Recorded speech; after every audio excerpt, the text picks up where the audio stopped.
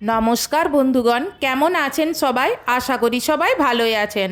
Mondal blogs চ্যানেলে আপনাদের সবাইকে স্বাগত জানিয়ে আজকে আপনাদেরকে ম্যাঙ্গো মিল্ক পুডিং তৈরি করে দেখাবো। এই দেখুন, দেখছেন তো কত সুন্দর দেখতে। এই সুন্দর খাবারটি আপনাদেরকে আমি একটি আম এবং দুধ দিয়ে বানিয়ে দেখাবো। চলুন রেসিপিটা শুরু করি। এই রেসিপিটা প্রথম থেকে শেষ অবধি দেখুন, কত সহজ। আপনারা একবার দেখলেই এটা আপনারাও করে নিতে পারবেন। আর এই আমের সিজনে এই সব বানিয়ে বানিয়ে যদি ঘরের সকলে মিলে খান, দেখবেন এতে খেতেও খুব মন ভালো লাগবে। কেন বলুন তো, আম তো এমনি খেতে ভালো, এবারে সেই আম দিয়ে যদি বিভিন্ন রকম এই রকম রেসিপি বিভিন্ন রকম তৈরি করা যায়, আর সেটা যদি বাড়ির সকলে মিলে এইভাবে খাওয়া যায়, তাহলে তো খুবই ভালো লাগে। আর এইভাবে এখন তো গরমের ছুটি, বাচ্চারা ঘরে আছে, তাদেরকে যদি এইভাবে বানিয়ে দেন, দেখবেন তাদেরও খুব ভালো লাগবে। আপনারা এই রকম একটি পাকা বড় আম নেবেন, রঙটা যেন খুব সুন্দর থাকে এইরকম দেখে নিয়ে তার পাল্পটা প্রথমে গ্রাইন্ডারে নিয়ে নিলাম। আর এখানে জল দিয়ে এটাকে বেটে নেব। এখানে আমি হাফ কাপ জল ইউজ করেছি। এই দেখুন, পুরো বেটে নিয়েছি। এবার এটাকে আমি ছাঁকনিতে ছেঁকে নেব। একবারেই আমি ফ্রাই প্যানে নিয়ে নিচ্ছি। প্রথমে আমি এটাকে জালিতে একটু চেলে নিচ্ছি। যদি আমের মধ্যে আমার আঁশ থাকে তাহলে জালিতে এটা ছাঁকা হয়ে যাবে, আর না হলে তৈরি করার পরে খুব অসুবিধা হয় ওই চুল জিনিসটা থাকলে।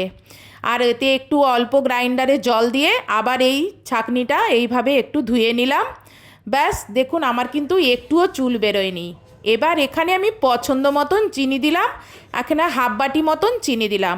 আপনারাও আপনাদের পছন্দ মতন চিনি দেবেন। আর এটা দিচ্ছি 1 চামচ আগার আগার পাউডার। এখানে আমি যেহেতু একটা আমের করছি, তাই জন্য 1 চামচ পাউডার দিলাম আগার আগার। আর এই আগার আগার পাউডার আপনি অনলাইনে অর্ডার করে নিয়ে নিতে পারবেন, অনলাইনে এগুলো পাওয়া যায়। চলুন গ্যাসটা জ্বালিয়ে এবার এটা উনুনে বসিয়ে দিই, আর গ্যাসটা মিডিয়াম করে দিই। দিয়ে এটাকে কন্টিনিউ নাড়তে থাকতে হবে, না হলে কি বলুন তো, চিনি আছে তো তলাটাই কিন্তু পুড়ে যেতে পারে। এই দেখুন, এবার দেখবেন কিছুক্ষণ পরে এটা কিন্তু ছিটাচ্ছে। আর এই রকম যদি নাড়তে থাকেন, দিয়ে এইভাবে যদি গাঢ় করেন, তাহলে কিন্তু গায়ে একটুও ছিটাবে না, না হলে এইগুলো কিন্তু গায়ে খুব ছিটায়। এই সময় আপনি একটু কালারও ইউজ করতে পারেন। আমি এখানে বিরিয়ানিতে যে অরেঞ্জ ফুড কালারটা ব্যবহার করে বা কেশর কালারটা, আমি সেই কেশর কালার অল্প একটু দিয়েছি। দিয়ে এটাকে আবার মিশিয়ে নিলাম, দিয়ে এটাকে গাঢ় করে নিলাম। গাঢ় করে নিয়ে গ্যাসটা বন্ধ করে আপনাদের দেখাচ্ছি। দেখুন কতটা গাঢ় হয়েছে। এবার একটা খোলা পাত্র, আপনার যে কোনো আপনার মোটামুটি যাই হোক একটা থালা হলেও চলবে, কানা উঁচু থালা হলেও চলবে, তার মধ্যে এই মিশ্রণটা দিয়ে দেন। দিয়ে এটাকে একটু স্প্রেড করে দেন, মানে ছড়িয়ে দেন। ছড়িয়ে দিয়ে এটাকে ঠান্ডা করে ফ্রিজে আপনি 2 ঘন্টার জন্য সেট হতে দেন। দেখুন আমি এটা মোটামুটি কাচিয়ে নিলাম। এবার আপনাদেরকে দেখাচ্ছি। দেখুন তার আগে একটু মিলে নিলাম এইভাবে, মিলে নিয়ে আর এই দেখুন, চলুন বারান্দায় আপনাদেরকে নিয়ে দেখাচ্ছি এটা কত সুন্দর কালার হয়েছে। দেখুন রান্নাঘরে কীরকম কালার দেখাচ্ছিল আর এখানে কীরকম কালার। ওটা একদিকে ঠান্ডা হোক, আজকে যেহেতু আমি ভিডিও করছি তাই জন্য আমি তাড়াতাড়ি করে আর ওটা ফ্রিজে আর ঢোকালাম না, ওখানেই পাশে ঠান্ডা হতে দিলাম, নর্মাল হতে দিলাম। ততক্ষণে এদিকে আমি মিল্ক পুডিংটা তৈরি করে নিই। তার জন্য আমি আগে থেকে জাল দিয়ে রাখা দুধটা আমি 2 কাপ নিয়ে নিলাম। এই ফ্রাই প্যানেই করে নিচ্ছি। 2 কাপ নিলাম, আর সাথে স্বাদ মতন চিনি দিলাম। আবারও বলছি, আমি এখানে হাফ বাটি মতন চিনি দিলাম। মোটামুটি আমে হাফ আর এখানে দুধে হাফ, টোটাল আমার 1 বাটি কিন্তু চিনি হয়ে গেল। আর এখানে দিচ্ছি আমি 1.5 চামচের মতন আগার আগার পাউডার। এবার এটাকে আমি একটু গুলিয়ে নিচ্ছি। যেহেতু দুধ এটা বেশি লিকুইড বলে, তাই জন্য এখানে আমি 1.5 চামচ আগার আগার পাউডার দিলাম। চলুন এবার গ্যাস জ্বালিয়ে এটাকেও আমের পুডিংয়ের মতন এটাকেও উনুনে বসিয়ে দিলাম, আর গ্যাসটা মিডিয়ামে করে দিলাম। দিয়ে এটাকেও একটু কন্টিনিউ নাড়তে থাকতে হবে, যেহেতু এটা তরল পদার্থ তো তাই একটু টাইম লাগবে। এখানে আমি অল্প একটু অরেঞ্জ ফুড কালার দিলাম। দিয়ে এটাকে আমি একটু গুলিয়ে নিলাম, তাহলে দুধটা একটু কেশর কালার দেখাবে। এইভাবে কন্টিনিউ নাড়তে নাড়তে দেখবেন দুধটাও একসময় গাঢ় হয়ে এসেছে। তখন এটাকে নামিয়ে নেব। তা আমি যে পাত্রটাতে নামাবো সেই পাত্রটা একটু কাপড় দিয়ে পুছে রাখলাম।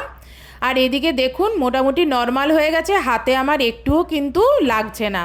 তার মানে মোটামুটি এটা জমাট বেঁধে গেছে। আপনারা এটা ফ্রিজে কিন্তু 2 ঘন্টার জন্য রেস্টে রাখবেন, সেট হতে দেবেন, তারপরে মিল্ক পুডিংটা শুরু করবেন। আমি এখানে তাড়া ছিল বলে ভিডিও বানাচ্ছি, তাই জন্য আমি সঙ্গে সঙ্গেই সব করে নিচ্ছি। এই দেখুন, এইভাবে ছুরি দিয়ে ছোট ছোট লুডুর ছক্কার মতন প্রথমে কেটে নিলাম, তারপরে এইভাবে তুলে নিলাম। এটা যদি ফ্রিজে থাকে খুব সুন্দরভাবে এটা আরও সেট হয়ে যাবে। দেখুন এরকম স্কোয়ার স্কোয়ার সব কেটে নিলাম। এবার এই পাত্রটায় যেহেতু মিল্ক পুডিংটা ঢালবো, তাই জন্য এখানে আমি ম্যাঙ্গো পুডিংটা দিয়ে আর এটাকে একটু ছড়িয়ে নিলাম। তারপরে এই দেখুন দুধটা গাঢ় হয়ে গেছে। এখানে এবার দুধটা এই ম্যাঙ্গো পুডিংয়ের ওপর ঢেলে দিলাম, দিয়ে একটু হাতায় করে করে এগুলো একটু মিলিয়ে নিলাম চারিদিকে, মানে ছড়িয়ে দিলাম। দিয়ে ছড়িয়ে দিলেই দেখবেন এগুলো উপরে কি সুন্দর ভাসছে। এবার এটাকে নর্মাল হতে দিলাম, মানে গরমটা কমে আপনি টাচ করতে পারবেন সেই অবস্থায় আসার পরে এবারে এটাকে চলুন ফ্রিজে রেখে আসি। এবার ফ্রিজে আমি কিন্তু ডিপ ফ্রিজে রাখবো না, আমি এইখানে নর্মাল ফ্রিজে এটাকে সেট হতে দেব। এটাকে আমি 4 ঘন্টা সেট হতে দিয়েছি। 4 ঘন্টা পরে এই দেখুন হাত দিলেও একটুও হাতে লাগছে না। চলুন এটা বারান্দায় নিয়ে গিয়ে আপনাদের ফাঁকায় নিয়ে গিয়ে দেখাই। এর কালারটা কত সুন্দর এসেছে, দেখুন কি দারুণ দেখতে। দেখলেন তো আমের মিল্ক পুডিং বানানো কত সহজ। দেখুন হাত দিলে আমার হাতে কিন্তু একটুও লাগছে না, কত সুন্দর জমাট বেঁধেছে দেখুন আগার আগার পাউডারটা দেওয়ার জন্য। এটাকে এখান থেকে ওঠানোর আগে এইভাবে কিনারাগুলো একটু ছাড়িয়ে নিচ্ছি।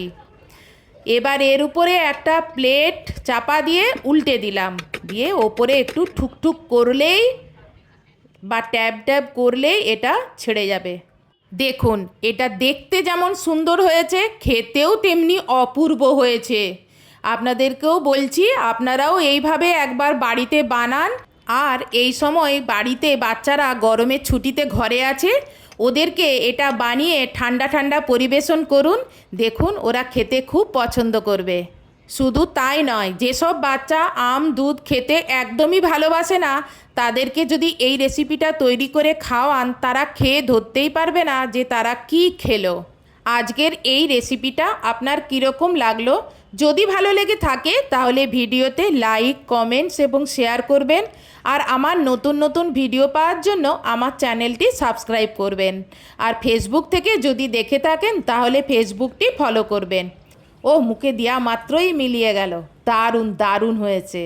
আপনারাও এই রেসিপিটা বানিয়ে খান, দেখবেন আপনাদেরও ভালো লাগবে। আজকের মতন এখানেই ভিডিওটা শেষ করছি। নেক্সট ভিডিওতে আপনার সঙ্গে আবার দেখা হবে। বাই।